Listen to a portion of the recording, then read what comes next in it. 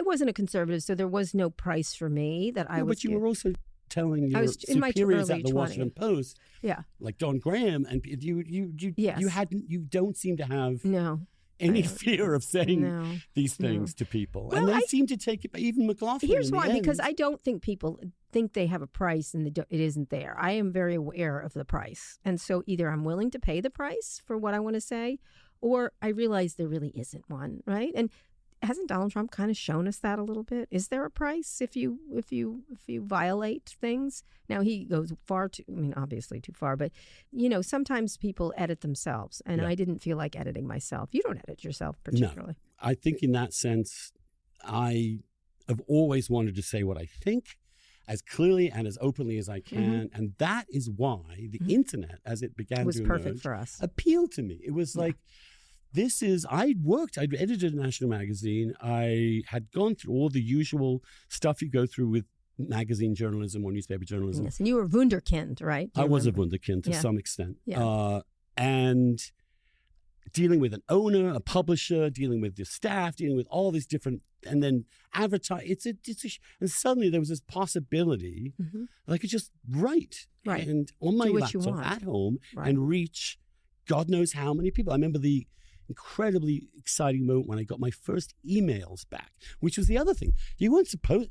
you say you had this anecdote in the Post, like, don't put your email on there. They'll never stop talking to you. And you're like, that's the point. Right. I think people in the media, all over the media, and mainstream areas, they don't like talking to readers. And I love fans, and I love people. I don't love rude arguers, and I don't love when they feel like they can just trash or talk to me. Like, I used to get a string of anti-Semitic things during the Haft family, and they instead it would come in on letters, and they'd write in little red pens around the edges of the thing, which crazy. I would call those people. They'd always put their phone number on it. That say all these incredibly anti-Semitic things, and then they're like, 917, whatever the number was. And I would call them. I'm like, hi, this is Kara Swisher. So, I'm not Jewish, but I think what you said was pretty offensive. And usually people were very apologetic. And that's what I found fascinating. Not everyone. One or two stuck to their guns and had guns, presumably. But they were, sort of dyed-in-the-wool anti-Semites and racists. But most people were like, oh, I can't believe I said that.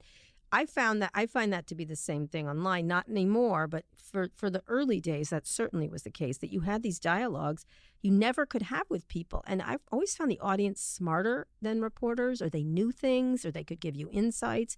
And so one of the reasons people were like, why are you such a good reporter? I said, because I talk to everybody. Like, I don't limit my talking to, reporters like to talk to each other. I never used to like being in the newsroom because it was always like, as you know, these little clatches of people talking at each other. And the most interesting things they sometimes would say to each other and never made it into print, right? That was the other thing, which was so typical of the kind of stuff. We can't write that. I'm like, that's the best part. Why not? That's the best part. But I always liked a relationship with readers, and I continue to this day. I love fans. I talk to them all. I immediately discovered, that readers, first of all, knew more than I did, obviously.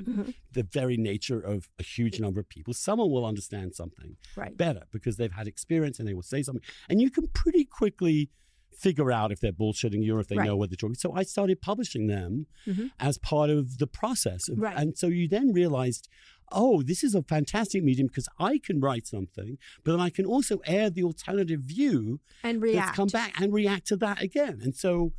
And that's been continuous for 25 years. Now every week we have dissents. Every week I respond to the dissents because I feel like I learn. You can learn. Yes, you can. I think some of it's descended into dunking, an endless dunk. But in the beginning, for sure, there was such a, so many stories that I scoop were from readers. Yep. Like, you didn't know this, or I worked here, or you should know about this. I got one the other day, and it was 100% factual about something. And I think in some ways we currently lament the internet's effect on journalism, but in that respect, it was good. There was a sense of privilege, entitlement, to some extent, condescension to readers that existed in newsrooms, that we are somehow a caste. Well, it was an opportunity for newspapers to change. That was a great moment. And that's, what happened to us. We left because we couldn't change within the organizations we were in, right? So it was an opportunity for newspapers to embrace that in a way that I have the feeling that if they had done that, the trust in media would be so much higher now.